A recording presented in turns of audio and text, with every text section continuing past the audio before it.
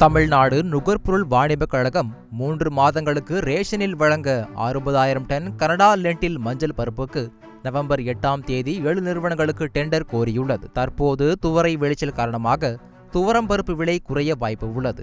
அப்படி இருக்கும்போது 3 மாதங்களுக்கு மொத்தமாக வாங்க வேண்டிய தேவை என்ன? அதிகாரிகள் தங்களுக்கு வேண்டிய ஒரு நிறுவனத்தில் இருந்து 1 கிலோ துவரம் பருப்பு 134.70 ரூபாய்க்கும் கனடா பருப்பை 133.75 ரூபாய்க்கும் வாங்கியுள்ளனர். வெளிச்சந்தையில் குறைவான விலைக்கு கிடைக்கும் நிலையில் அதிக விலைக்கு வாங்குவதால் அரசுக்கு 60 கோடி ரூபாய் இழப்பு ஏற்பட்டுள்ளது. தற்போது டெண்டர் விடப்பட்ட நிறுவனம் கடந்த ஆகஸ்ட் மாதம் வழங்க வேண்டிய துவரம் பருப்பையே இன்னும் வழங்காத நிலையில் வேறொரு நிறுவனத்தின் பெயரில் டெண்டரில் பங்கேற்று விதிமுறைகளை மீறி அதிகாரிகளுக்கு தெரிந்த நிறுவனம் என்பதால் அந்த நிறுவனத்திற்கு டெண்டர் விடப்பட்டுள்ளது அம்பலமாகியுள்ளது.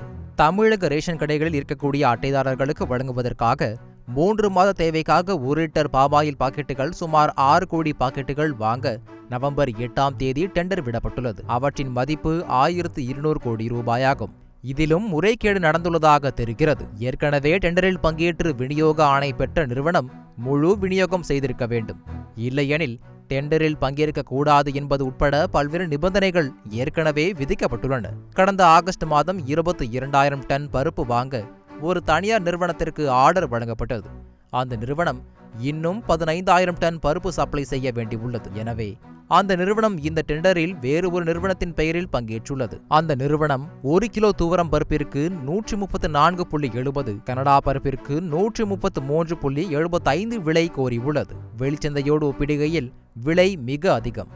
மேலும் கனடா துவரம் பருப்பை மக்கள் விரும்புவதில்லை.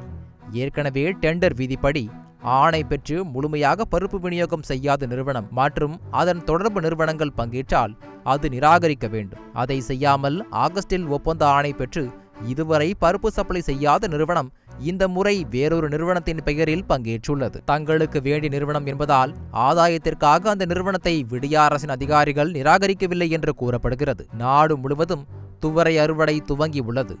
டிசம்பர் 2வது வாரத்தில் இருந்து சந்தைக்கு புதிய துவரம் பருப்பு வரவுள்ளது.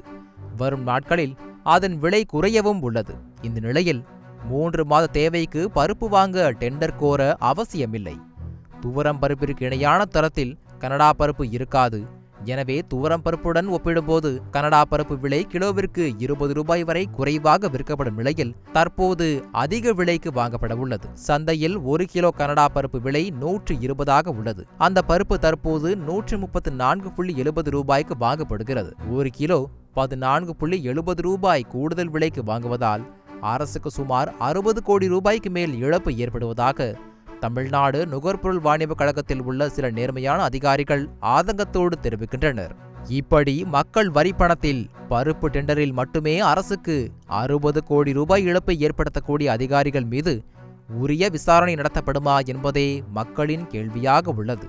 நியூஸ் ஜே செய்திகளுக்காக தலைமை செய்தியாளர் கோ ஜெயக்குமார்.